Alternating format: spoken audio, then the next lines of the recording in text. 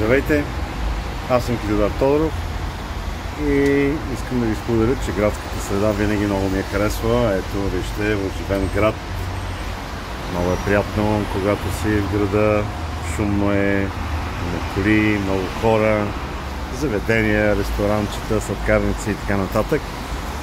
Но природата и особено нашето Черноморие, българското, не е за изпускане. Тази година на 26 април в Созопол ще се проведе Антея Ран, което е 21 километрово бягане с препятствия. Маршрутът минава през красиви места на българското Черноморие, както вече казахме, Боровата градина на къмпинг градина, през Черноморец към нос Акин или Акин, не знам къде точно е наименованието, най-вероятно на Акин. Тази година участието е безплатно.